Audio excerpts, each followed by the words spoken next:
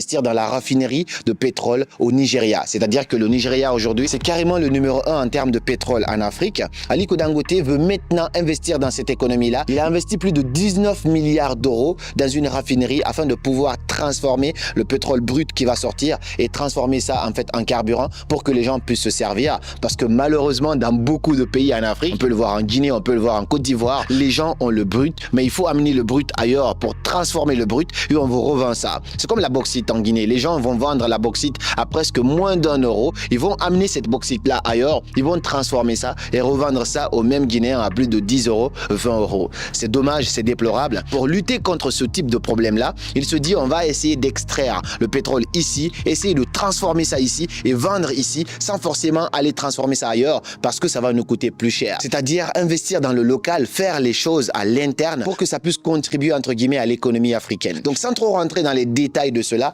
on lui a mis des bâtons. Il a d'abord fini de construire sa raffinerie, investir plus de 19 milliards. Après on lui dit non, tu peux pas acheter ici du pétrole brut, faut aller le chercher ailleurs, c'est pas possible. Donc il va essayer de pallier à tout ça parce que c'est un entrepreneur. Il va chercher à l'extérieur. On lui dit également non, ton pétrole n'est pas bien, ainsi de suite. On fait tout pour lui mettre des bâtons dans les roues. Donc si je quitte ce contexte-là, ce qu'on peut voir très clairement, c'est que le problème en Afrique, dès que tu touches à l'intérêt personnel de quelqu'un, même si cela contribue à l'intérêt public, à l'intérêt du peuple, cette personne va s'opposer à toi et faire de toi la cible à abattre.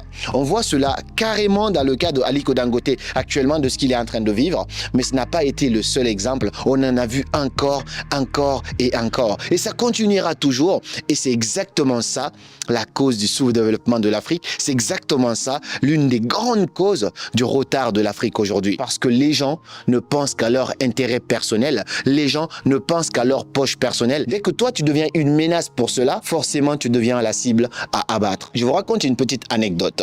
Un certain monsieur, je ne vais pas citer qui que ce soit parce que je ne vais pas rentrer dans les détails. Un certain monsieur était très talentueux dans les grands instituts ici en Occident. C'était aux États-Unis. Il a fait de grandes études. C'était le plus brillant durant ses études. Et en plus de cela, toutes les entreprises voulaient le prendre. Il pouvait travailler à la NASA, ainsi de suite. Ce monsieur, par amour pour l'Afrique, il décide de rentrer dans son pays pour essayer de travailler et servir son pays. Il vient avec tout ce bagage intellectuel. Il voit l'écosystème. Il se dit, waouh, ça va pas ici. Mais c'est pas quelqu'un qui est venu pour de l'argent parce qu'il avait déjà de l'argent. Il avait déjà d'autres propositions. Il se dit, là, je viens pour aider mon pays, pour contribuer dans mon continent. Qu'est-ce qui va se passer? Ce monsieur, il vient, il commence à voir les rouages qui sont là dans cette activité-là. Il se dit, il faut qu'on commence à régulariser ça. Les gens qui sont dans les rouages de cette activité-là, ils se disent, mais lui, il se prend pour qui?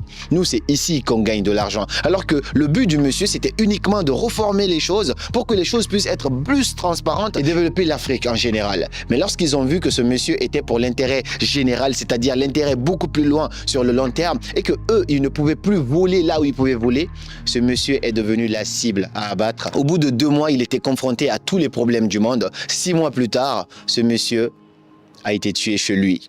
Un soir, des gens sont allés chez lui, règlement de compte, on l'a fait disparaître automatiquement. Et après, toute sa famille se retrouve dans un deuil. Un monsieur qui était censé contribuer au développement de l'Afrique, l'Afrique lui-même l'a éteint. Je dis souvent que la France n'est pas le problème de l'Afrique, les États-Unis ne sont pas le problème. Le gros problème de l'Afrique, c'est l'Africain, parce que dès que tu touches à son intérêt personnel, même si les autres vont pourrir derrière, vont croupir de pauvreté, à partir du moment que lui peut s'en mettre plein à la poche, c'est fini. Le reste, il s'en fout. Regardez même les négociations entre la France et certains pays d'Afrique. Il y a des pays qui sont riches en ressources naturelles. Lorsque les Français viennent, ils vont pas prendre ça comme ça parce qu'il y a des gens à la tête d'un pays. C'est ces gens-là qui doivent représenter le pays.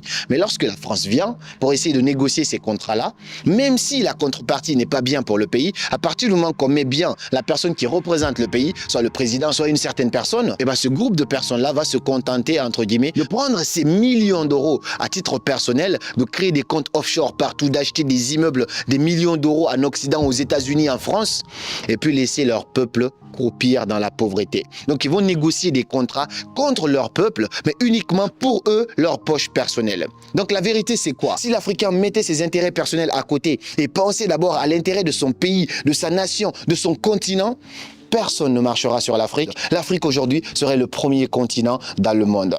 C'est pourquoi vous allez voir des gens talentueux, mais qui refusent de rentrer en Afrique parce qu'ils savent que eux, ils n'ont pas forcément besoin de quelques sous de plus, mais dès que tu deviens, entre guillemets, un obstacle à là où les gens gagnent de l'argent, tu deviens directement la cible à abattre. Aliko Dangote, qui est un homme très riche, devrait être plutôt soutenu. Même si tu ne gagnes pas directement de l'argent de lui, mais c'est quand même une fierté de voir une certaine personne en Afrique qui se batte et qui sorte l'image de l'Afrique d'une certaine manière positivement. Voir quelqu'un qui n'a pas peur d'investir des milliards dans des projets qui vont créer de l'emploi, qui vont développer l'Afrique, qui vont pousser l'Afrique à extraire entre guillemets le pétrole, mais aussi à pouvoir transformer ça et vendre ça aux Africains pour que l'Afrique puisse profiter de cela à moindre coût.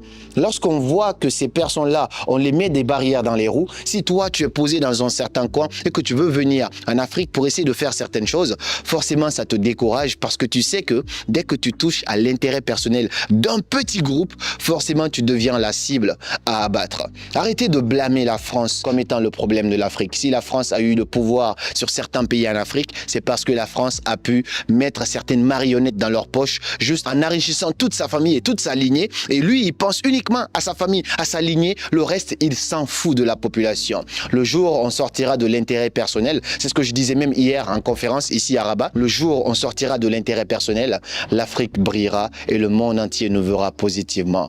Le problème de l'Afrique n'est pas l'extérieur. Le problème de l'Afrique, c'est la jalousie de l'Africain, c'est l'égoïsme de l'Africain. Mettons l'intérêt du peuple en avant et oublions les intérêts personnels. Faisons des actes pour pousser le pays à sortir de la pauvreté. Mettons des actes pour essayer de sortir les pays de la pauvreté plutôt que de penser uniquement à notre poche personnelle. Il y a des pays d'Afrique aujourd'hui, tu quittes pendant 4 ans, tu reviens, le pays n'a pas avancé d'un pas, le pays a reculé. C'est ce que je disais avec mon ami, il me disait que lui, quand il part de son pays, 1 an plus tard, 2 ans, quand il revient, il trouve que beaucoup de choses ont changé. Moi aussi, je lui dis, quand je pars de mon pays pendant 1 an ou 2, quand je reviens, je trouve que beaucoup de choses ont changé. Mais sauf que chez lui, les choses ont changé positivement. Parce que le Maroc aujourd'hui est l'un des pays les plus développés d'Afrique et est en train même de faire la concurrence à la France. Alors que certains pays d'Afrique, tu pars, 4 ans plus tard, tu reviens, normalement, les choses devraient changer positivement. Tu vois encore qu'il n'y a toujours pas d'électricité. Les gens galèrent encore à regarder une simple télévision ou à se connecter simplement à Internet. Comment peut-on parler de développement alors que ces dirigeants de ces types de pays-là roulent dans des Rolls-Royce, dans des trucs incroyables pendant que la population est en train de crever?